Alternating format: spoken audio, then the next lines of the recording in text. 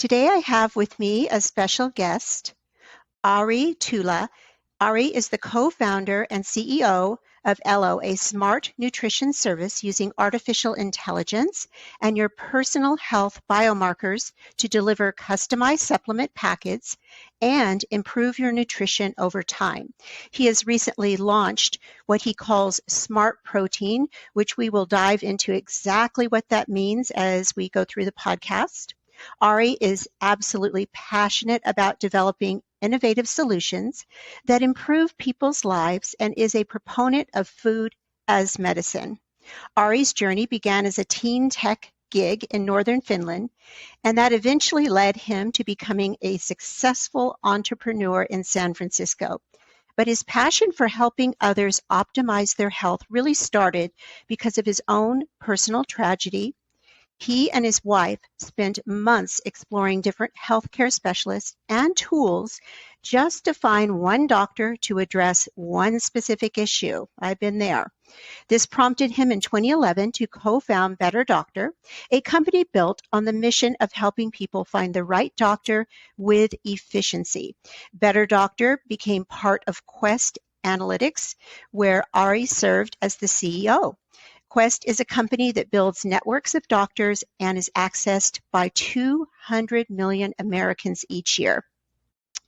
After a decade of experience as the CEO of both Better Doctor and Quest Analytics, Ari developed a unique vantage point of our current healthcare system here in the United States. He has spoken with hundreds of doctors, healthcare leaders, and policymakers, and he's concluded that the only way to correct the current health trajectory is to transform food from the root cause of disease to our best medicine. When he's not working, Ari spends his time on the steep cliffs, powdery slopes, and big cold waves of Northern California. And depending on the month, you may find him on some epic endurance adventure, living off the bare bone necessities. Ari, welcome to the show. Hey, thank you, Carol. That was a good intro. Good. You have quite a bio. I was really impressed with everything that you've been able to accomplish. Yeah, thank you. I mean, I think it's been a wonderful ride, I think. And I think often, like in life, the good things, they come from adversity. And it's like my 8-year-old son asked sometimes, like, why can't I have a birthday or Christmas every day? I mean, that would be one boring life. I mean, you need to have the ups and downs, and you need to have different, experiences. Sometimes, it's gloomy, and then, the wins feel better if there has been this sort of a diversity of the experience. But we spent about a decade with my wife to try to find the right solution for her health problems, and it was a long time, and it feels even better, when you have really cracked it. And I became such a believer in the idea of food as medicine because, food and the nutrition really was able to help my wife. And that's why we now have two kids. So every time I look at them, I mean, it reminds me of, like why I do what I do every day. Oh, I love that so much. And I relate to it as well. I've had my own ups and downs over the years. I was diagnosed with autoimmune disease in my early 50s. So I know what it's like to go through all the different doctors to try to find out. And I knew something was wrong prior. And oddly enough, it was my podiatrist that caught the issue and finally led me to see the right doctors.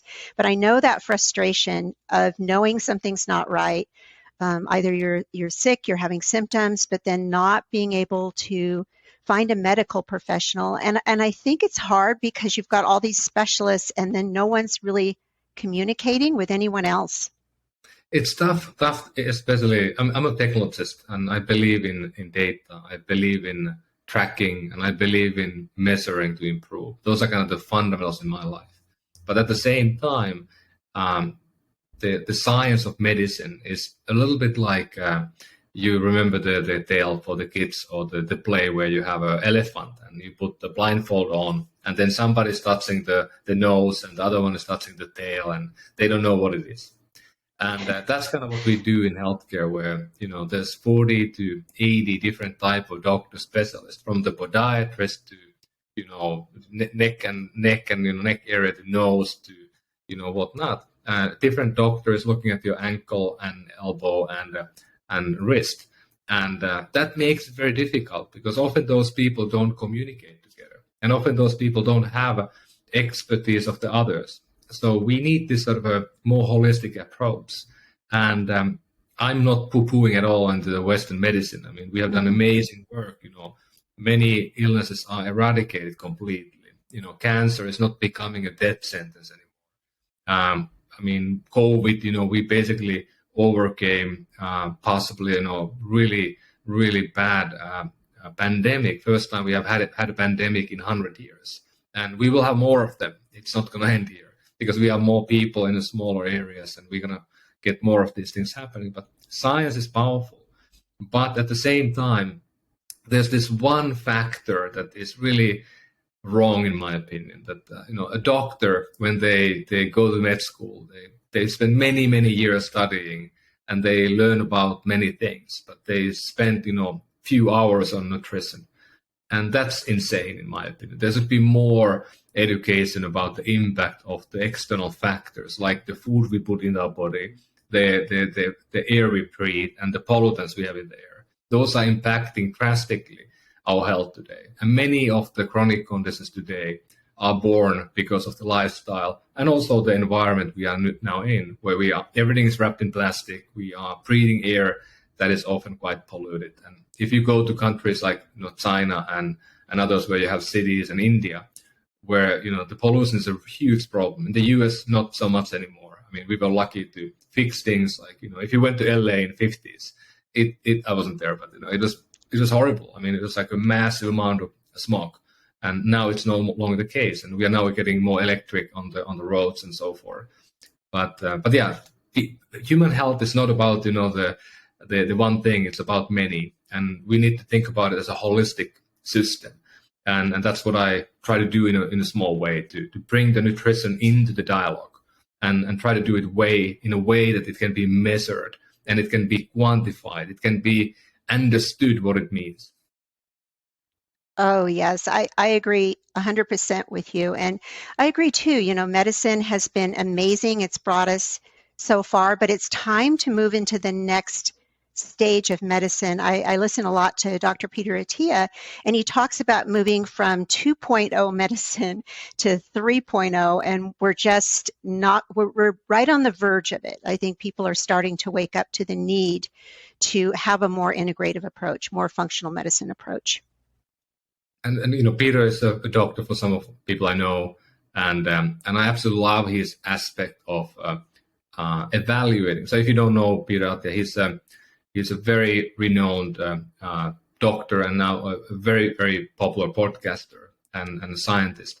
And he has a very unique viewpoint in a way that, he's measuring people's goals in life. Like, where do you want to be when you are 80? How do you want to die? He started from how do you want to die, and then walking backward into how do you get to live a life in a way that you can achieve your goal of maybe dying at 95, and dying not after 10 years in a bed or in tubes, but you can die when you went to hike or whatnot you did at that time. And he's measuring where you need to be physically and health perspective when you're 50 to get to the 90. And most people are nowhere near where they need to be. And that's been a really, I think, a nice approach. And we kind of maybe stole a bit of his idea on Elo. And every member who comes to Elo, they need to write a sentence about their health goals. And it often becomes a defining factor for their goals. And like, why do they keep going? Why do they bought into the service in the first place? And I read all of those sentences, and some of them are absolutely amazing. Like, I want to go hike Appalachian Trail when I'm 80 with my granddaughter. I mean, that's a life goal that is very aspirational. And they are often not like, nobody has a goal like, I want to look good next summer when I go to Miami. Nobody has that goal. It's more fundamental about why do we live our life. And it makes me feel great that, despite the fact of all the mess we have in the world around today, people have these beautiful goals that they want to achieve, and they want to do it by changing behavior and living the best life. Very well put. And I love the idea of reverse engineering your life, knowing how you want to be at 80, how you want to be at 90, and you can't wake up at 78 and decide, oh, that's what I'm going to do. It starts much earlier than that. And the work we put in our 30s, 40s, 50s really matters in the long term. I think Americans have this fear of death, so they don't want to think, and fear of growing older, not just death, but fear of growing older, which is normal. It's not that that's not normal, but I think it prevents them from really looking at what they should be doing now to live better in the future. Do you find that to be true as well? Well, I think, our life is now very, very difficult. And, so I've spent a decade before I got to healthcare on building games and different type of stuff. I was at Nokia when Nokia invented the smartphone before iPhone and Android came to the fray. And, the games we built, the mobile games, 2 billion people are playing those games every day. I don't know if that's a good or bad thing. Yes, they have fun with it, but it also creates this anxiety. And then being part of creating the mobile phones early, the phone changed our life more than anything else. And with the phone came Facebook and TikTok and Netflix and all these things. We spend more time on the screen than we have ever done in the past. I think we have lost ability to live in the now. We always live in the past or in the future. We can't live in the moment right now. And I think your point earlier about fear of death, I don't know if that's really true in a way. Like we have more forgotten, or we have disintermediated ourselves from the death as completely. Most people have never seen a dead body. Most people have never really been there when anyone dies. It's so distant today. But many people are dying every day. It happens, but we don't really think about it. So for me, there's this old concept, I haven't talked about this for a long time, but I think it's called memento mori. And memento mori is Latin, and it means you are mortal. And that was the time, think about in Roman times when Caesar or the emperor, they were on a triumph after, beating the Gauls or beating whoever persons they were fighting. And then there was this big, ceremony where a million people came to Rome, and they have this big, celebration. And the emperor, of course, is going in the front of the pack. And behind the emperor is a person whispering to the ear, memento mori, remember you are mortal, you are not a god.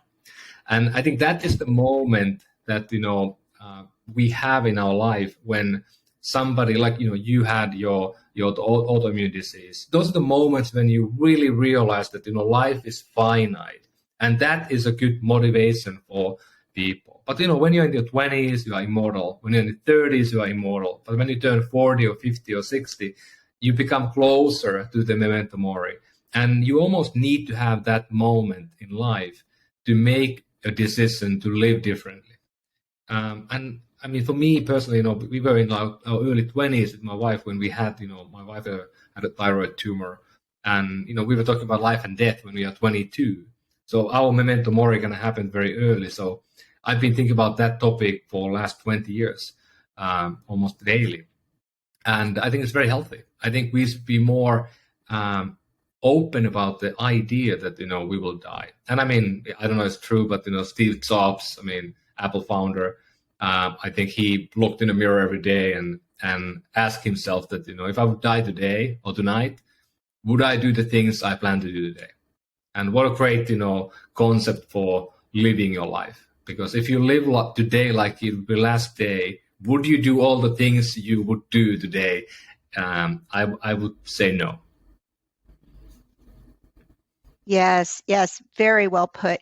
I'm 61, so I can relate to what you're saying. I'm starting to have those dialogues with myself, my husband, looking forward and processing the idea, okay, there are less years in front of me than behind me. That was a realization. And then turning 60, I had this big aha moment of just shifting from the aesthetics, like you said, looking good on the beach. That's kind of how I started at 50. How great can I look at 50? But then it shifted and it became about health, truly about quality of life and health span. Now in Elo, are you focused on longevity and health span? How do you work with your clients within Elo? Yeah, so Elo is the simple idea today. It started from this concept that if you can measure something, you can always improve it.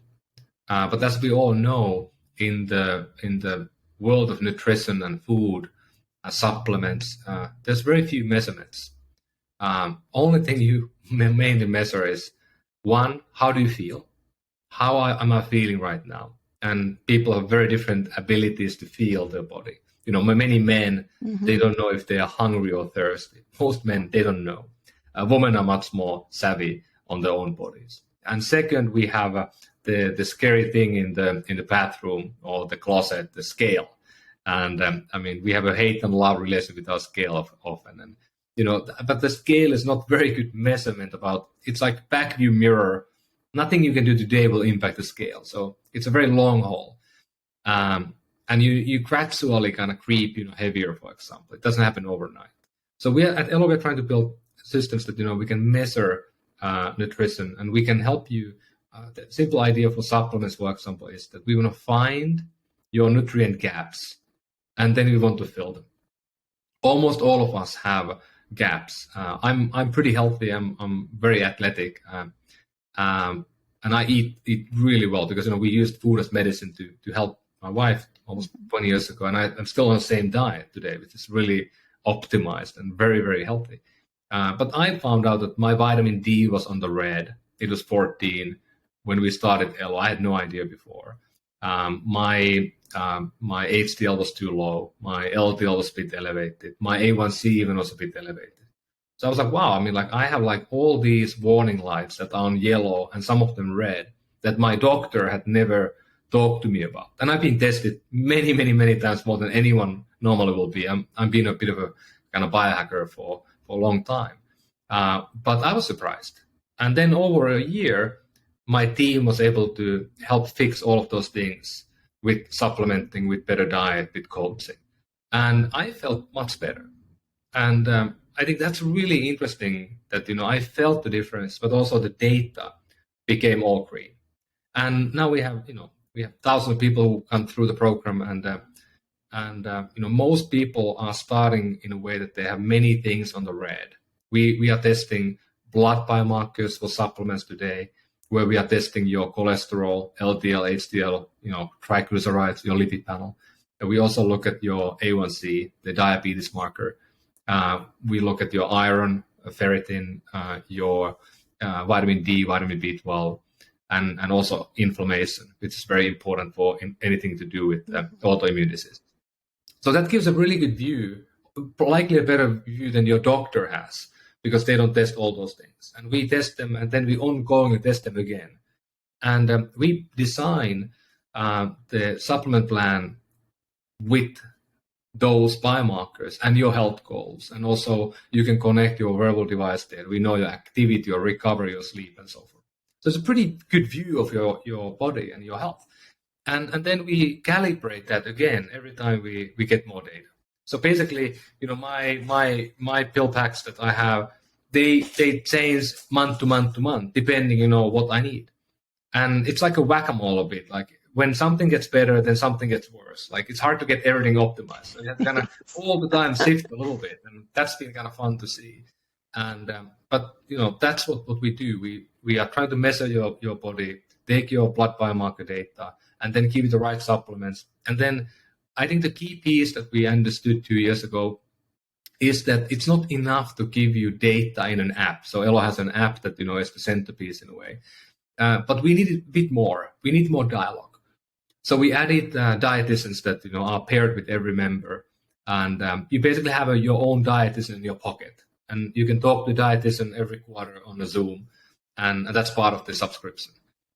So we gave, I think, a lot of value, like the testing, the supplements, and the coaching in a $99 price point today. There's nothing like that in the market. You're going to pay $400-500 elsewhere. And we try to make it very efficient in a way. We can operate at the lower cost. And outcomes have been really good. I mean, 80-90% of people have improvement in the blood biomarkers by month 6. And that's pretty real. I mean, that's like, my doctor high-fived me when I did the blood work again, and they were like, "Oh, that's amazing." I had my cholesterol was on the yellow for maybe a decade, and then suddenly it got into green. But I think the challenge in a way is a little bit in the medicine again, that we have these numbers that are the thresholds. Like many of you probably are listening, you have cholesterol that is maybe too high, and your doctor has been bugging about it. But how it goes is that you have this green area, and then you have the break, and then you have red. If you go red, then your doctor will talk about medicating you. There's no other way. It's like either you are like you are good, and then you are bad and you are medicated. You are sick. I mean, we spent a year and a half at Elo to define the yellow areas with many doctors. Like, what is the yellow, the warning light? And before you get red, you have plenty of time to do something about it. And that's what we try to focus the company on. Like, how do we keep you not getting red? How do we keep you on the yellow, or maybe even moving back to the green? So that's kind of the principal idea of the whole service. And we now have first members have been with us for 2 years, and it becomes part of their life. I mean, it's kind of easy when you have a daily packet of supplements that is modified every month, and you get them in your home directly. So it takes this worrying away about 120 to 150 million people have supplements every week. I mean, that's a huge amount of people, half the population of the country. And most of them today are taking things that likely are doing nothing or are even harmful. So every time in the beginning when you sign up to Elo, we are collecting not only what supplements you do today, not only your biomarkers, but we are also looking at and asking what medication are you taking. And we built a system in the algorithms that are comparing your medication to the supplements. And there are a lot of interference. We will never want to give you supplements, or you should never eat supplements that interfere with your medication. Many people have that happening today, that they are medicated and then they eat the supplement that can actually make that the medication not as powerful. And they take them at the same time.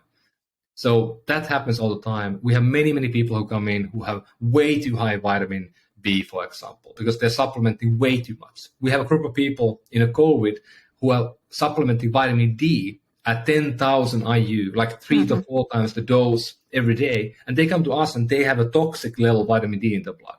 And we are saying, like, stop now.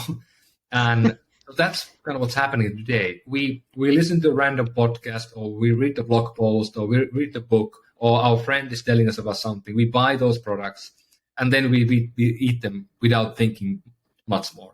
Not a good idea. Oh, agreed. I think people are always looking too for that one thing that's going to work. I get a lot of questions about supplements, and anytime that I do, let's say a Facebook Live, anything on supplements, I get the most views because people are really tuned into that. They're looking for that next best thing.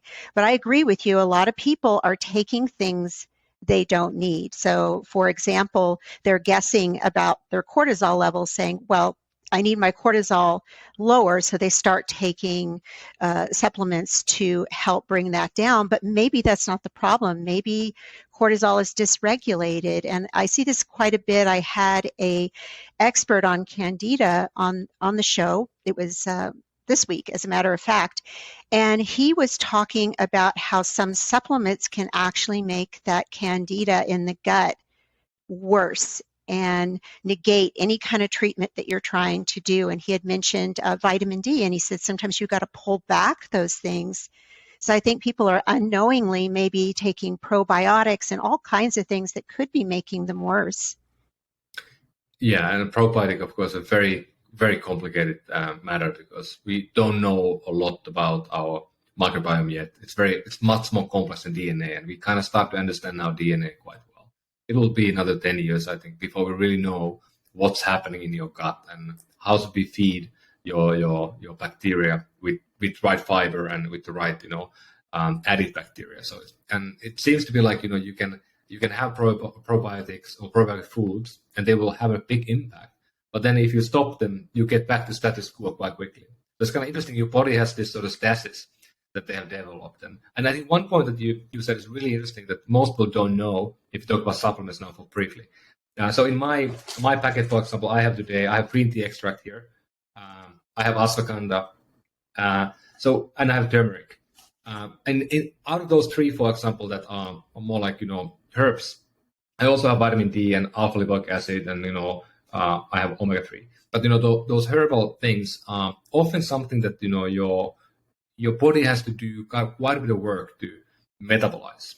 And we have read 6,000 clinical trial papers that are the core piece of our AI, and we have a lot of science on like how should you take like a substance like green tea, for example. I don't think you should do many of the herbs every day of the year. You should have maybe a month or month and a half break between when you like do this. And that would be embedded again automatically into Elo, where we know when you need to cycle out and cycle back in. And I mean, that's not happening when you buy your stuff from the Whole Foods or from the web. So I don't think people really realize these things, that you can actually like stress your body for no reason by doing certain things every day, every year going. Well, you're definitely ahead of the times with what you're doing. I think this is the direction, this specialized type of approach for nutrition, for medicine. I think this is where we're headed. Do you look at any hormone levels with your biomarkers, or what are the primary biomarkers that you're looking at? I know you mentioned a few, the cholesterol, the hemoglobin A1C. Yeah, and then the vitamins and minerals. And right. Those are the ones we do today. Our hope is that we can expand. So we call what we do smart. We call this smart supplements. We have the new product you mentioned, Smart Protein. We hope to also create a smart testing system, likely next year. But the idea would be that, can we make the testing to be more personal to you? Because you and me probably need different type of testing today based on our age and our previous data and our goals and so forth. So hormones are interesting in a way that we use a at-home collection kit. So you get the box at home, and you prick your finger, and we need about 5 drops of blood. You send it back to our lab, we test it, and then you get the results. And then you go through those with your codes, and you get pretty good insight on that. So some of the testing, like cortisol, is something that for example, a hormone that is very quickly goes up and down depending on your mood and the age. So it doesn't really make sense to test it one time a month. You kind of want to test it all the time. It's more like your blood glucose. It depends, like you have your fasting glucose, but then it's almost more important to have understanding like how it fluctuates around the day to understand your metabolic fitness. And that's why, I've been wearing a glucose monitor for a long time, for example, myself, to learn more about my body. It's a bit invasive and expensive for normal people to do, but it will be coming soon, likely into the Apple Watch, for example. But then if you think about testosterone, you think about THS and the men and the women hormones. Those are something that are quite difficult to test. Many of the hormones are quite volatile, and we actually did test hormones last year. We took them away because we felt that there was too much volatility on the results. Mm-hmm. And now we're working with our labs to improve the outcomes and improve the validity of that. Because there's one thing that I don't think anyone really knows. That is a kind of fact that I learned almost too well in the last couple of years. So when you go to your doctor office and they prescribe you a blood test, and you go to the lab and they strap your arm and they take the venipuncture, they take between 2 or 9 vials of blood. It's a lot of blood, and then the blood is being tested then in the machines that are not very kind of same machines we use today. We just have a little bit less blood to play with. And many people have heard about the Theranos, when they were using 1 drop of blood and they were trying to do all this tests, and they use the same machines that that we use, but they use too little blood. and you couldn't use the machine with that. So they diluted the blood so much that they couldn't get any results. And we used the kind of the systems that they're often like 10 years, 15, 20 years old machines. I mean, it's the same thing that we've been doing for a long time. But what nobody knows really is that when you take your blood, I'm here in San Francisco and I go to Kaiser Permanente, which is probably one of the more reputable hospitals in the world. And I can go to 5 Kaiser locations and drop the same blood that we took at the same time, and I get different results. There can be 30% difference in the result. Wow. 30%, 30. And if you take it from a random lab to a lab, it's about calibrating it.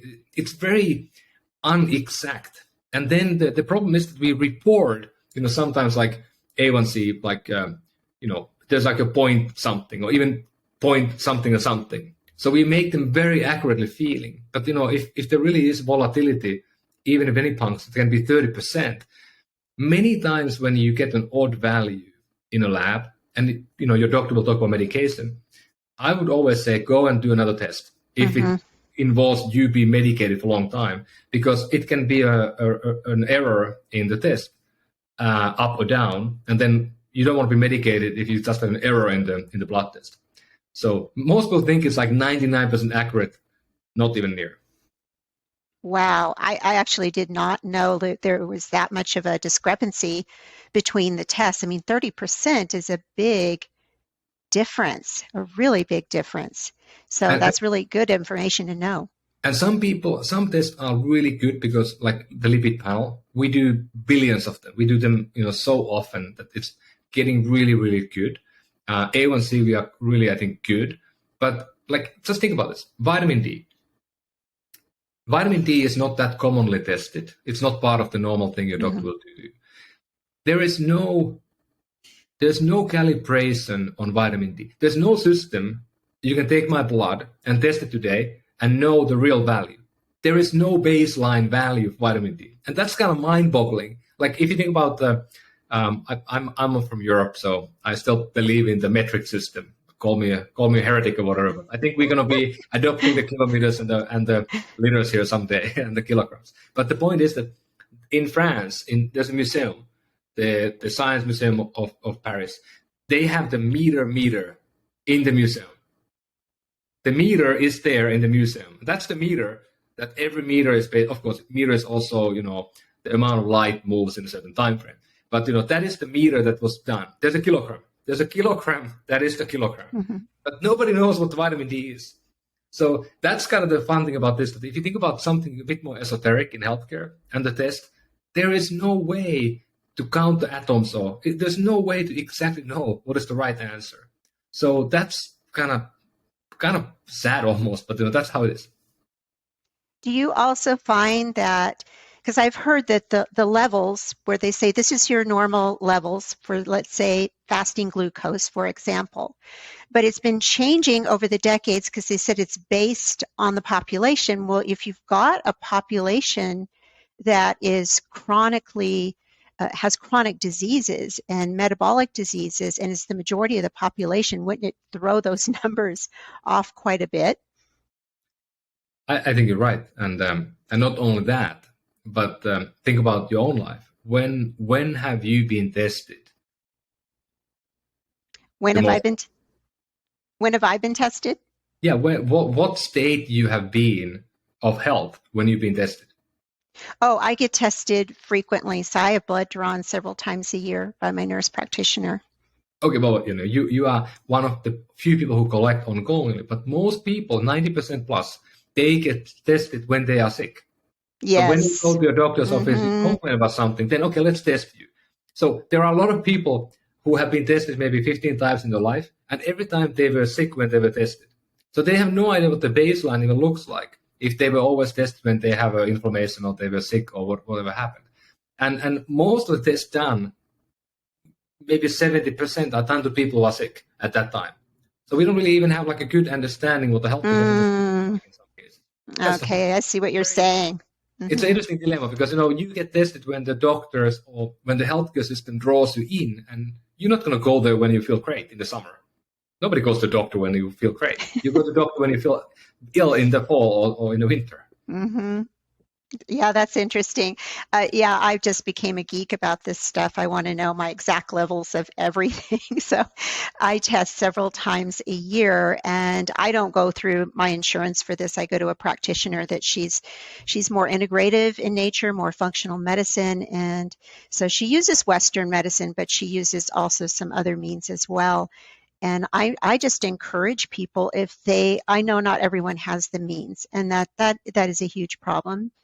Some people are entirely reliant on that insurance.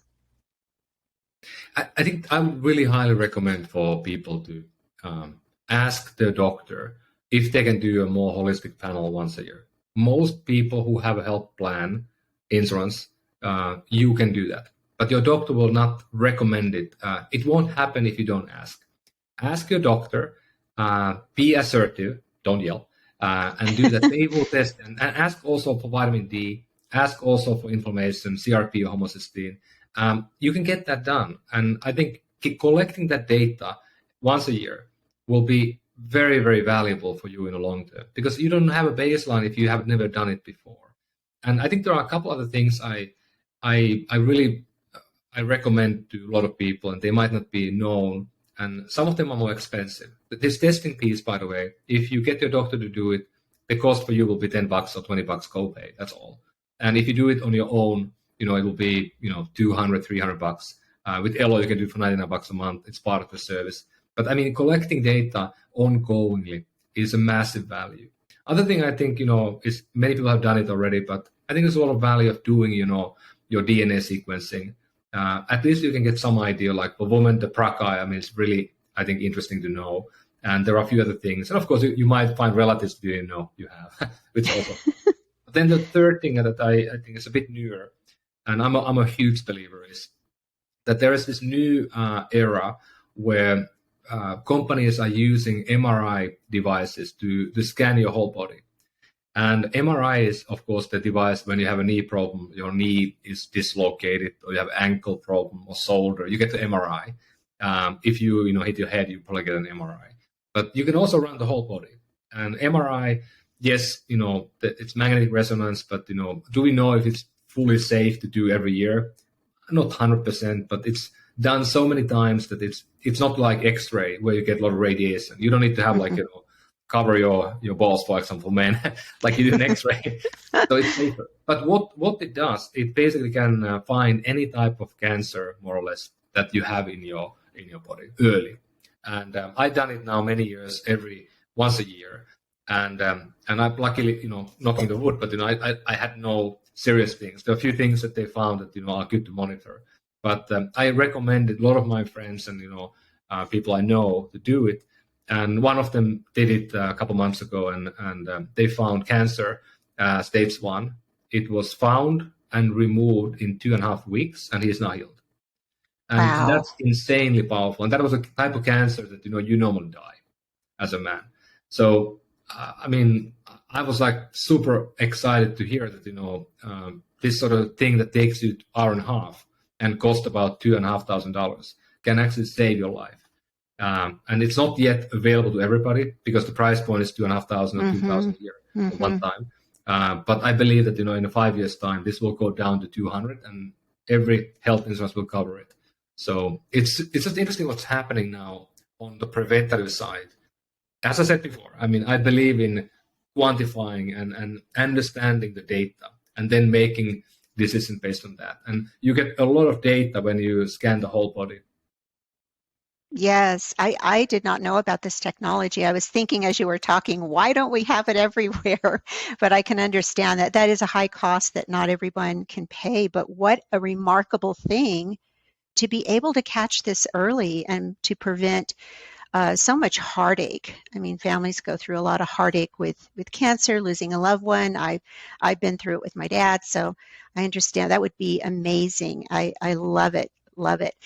And Now, maybe companies to just mention because if people want to find out. So there's a company called Prenuvo. Prenuvo, they have offices and clinics in, I think, 4 or 5 cities already. And the other company is called Q.bio. Q.bio is the website. And many of us, I think, we listen to music and we know Spotify. So the Spotify's founder, Daniel Ek, he's still the founder and CEO of Spotify, but he started a new company a few weeks ago that is doing the same thing in Europe. So he is putting a lot of his money and wealth, he's a billionaire, into this. So I think there's a lot of momentum now happening in the space of better imaging of the body. Really exciting stuff on the future.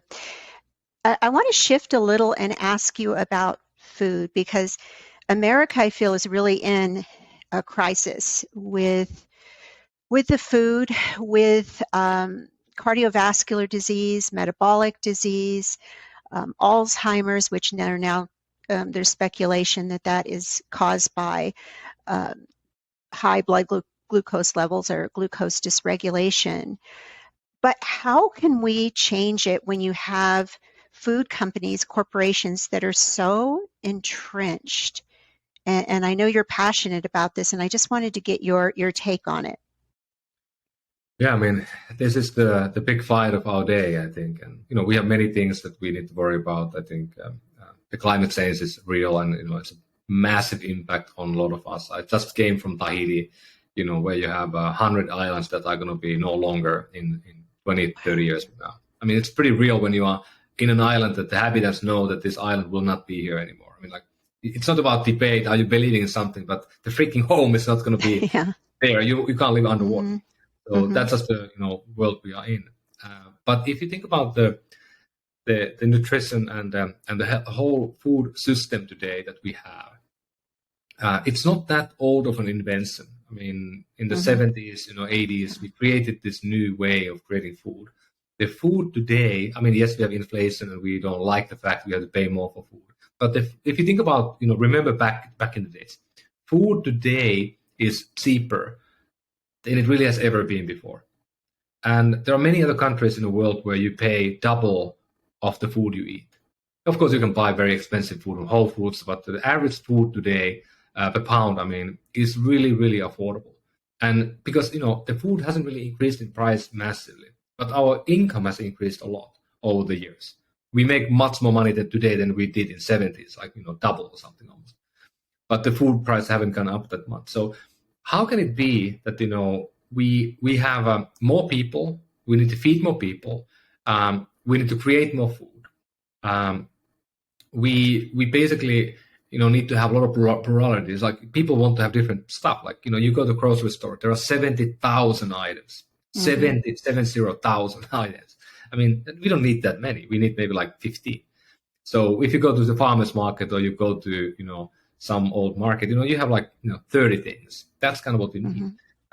So we built a system that is very complicated and very efficient. I mean, we can create monocrops and we can have feedlots that are, churning out meat that cost almost nothing.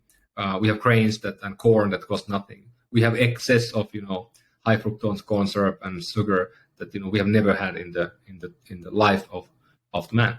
So the challenge, I think, is that, the food companies have become a lot more like the tobacco companies.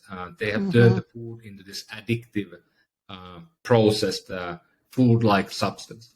And I think, Poland is saying really well that, it's really not food, it's like a food-like substance. But, it's a concoction of sugar and fat and salt. In a way, it is almost as addictive as heroin today for most people. And, it's not about you. Like, we have this result of this last, 50 years is that we are now, I think, today or, in the coming weeks, we have 50% of Americans are obese.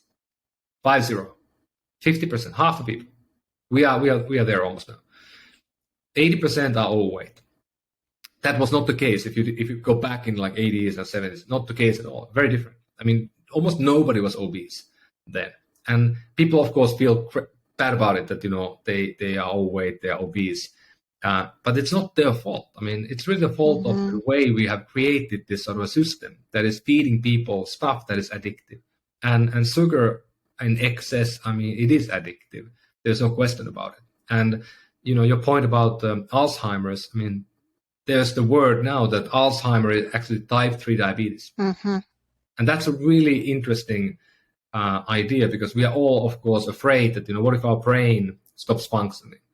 What if we could do something about this? What if we could do something about type 2 diabetes? What if we could do something about the heart disease? And I think the interesting thing is that when people lose weight, they tend to heal all these other issues as well. So the kind of the weight gain has been the impact that is, the weight gain is kind of causing the metabolic disorder. The metabolic disorder is causing the weight gain. But if you lose the weight, you almost always heal the body as well. So it's a very interesting problem. And of course, today, there's not much we can do from the perspective of politics. I mean, there's no will at all to do anything. I mean, some of you might remember Michelle Obama had a vegetable garden at the White House. She had a big momentum, really good, doctors and chefs who were building this idea that they were not trying to tell you how to eat. They were trying to tell the schools how to feed our kids. And even that we are not agreeing upon. I mean, I'm appalled by the fact that, we pollute the kids when they are 5 in school with this poison. We give keys to the big food companies to create this concoction of addiction, heroin, and giving it to our kids. And we are fine with it. We, by the way, pay for it. And we pay a lot of money. So we are seeing these problems that happened in the last 50 years. But I don't think we have seen any of the real problems yet, because we now have the kids who have been fed with this. They are now becoming almost my age. I'm 45. Some of them are maybe a bit older, but the 30-year-olds are now being fed like this since they were 5. And I think they will be much sicker than I would or you have been. So we're going to have almost 90% of people. Somebody gave a number last week. 94% people in the US are metabolically unhealthy. 94%. Think about that for a second. I mean, that's not great. So this is a disaster. I mean, it's a emergency. And politics will do nothing. So what can we do? I mean, we can learn, we can educate ourselves, but I think we need grassroots movement. We need, hundreds of companies like what I'm doing. We need hundreds of people like you who are doing the telling the good word to people. We need this momentum to speed up, and then we need to vote. We need to get people to, elected who will make something happen. We need more state-driven stuff, and I think it's a really interesting notion. I don't know if you have heard about this, but somebody told me recently that, everybody is a libertarian if you think about in a global level. Of course, nobody should do some silly stuff because it's my money that, you're spending. Everybody is a Republican on a national level. If it's not for me, let's not do it for them in Idaho or wherever, or Alaska. And then everybody's a Democrat on a city level. Because it's my city, of course we want to work together, it's our city. And everybody's a communist on a family. Because if it's my family, of course we share everything, and it's our thing. So it really depends on the distance of viewpoint, what you have. And now in the food, it's so complicated that I don't even know where to start.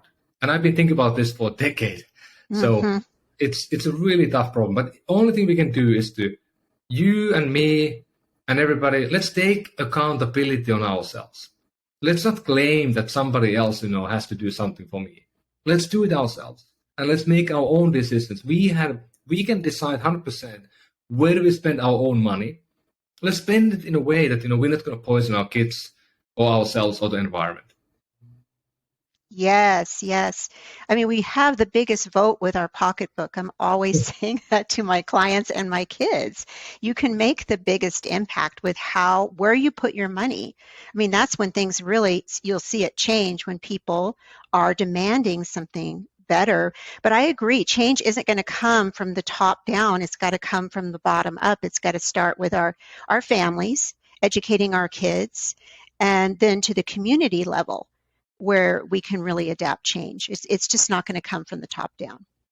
Totally. And I think, the moments are, I mean, my kids, we have a great school where they actually cook. My 4-year-old's cooking food, like they baked bread yesterday. I mean, that's cute. Amazing. And they make soup, twice a week. They all bring like one thing, not frozen thing, but like real thing, like turnips. And they bring them to school and they make soups. They don't learn what it is. They learn the palate. And every day we have a dinner together, and we cook the dinner ourselves. I mean, and we cook fresh ingredients. I mean, it doesn't cost a lot of money to buy fresh, and we are more vegetarian, so we don't need to eat meat. But, like it doesn't cost a lot of money. It takes time, but having the family unit together to make food and eat the food together, huge impact on your health, and also I think making the family be more cohesive. Yes, we were big on that, even though I didn't know in my 40s what I know now. So I didn't always make the best choices for myself or my kids. But sitting down to family dinner was a non-negotiable in our house and really important. And we cooked, things weren't in packages that we were giving our kids. So very important. I want to be respectful of your time, Ari, but before we wrap up, can you tell us a little bit about the protein, the new product that you are offering your clients? Yeah, so the supplements I talked about quite a bit, and the supplement uniqueness was that we can track your data from your blood biomarkers that your doctor will also agree upon, and then we can do something about it by testing behavior or having the right supplements that you might be missing today. On the protein, it's a bit different because there's a couple of things. So it's mainly for recovery. Of course, we have many people who use the protein as a meal replacement, as a smoothie, and so forth. But what we wanted to do there is how do we create the right amount of protein at the right time?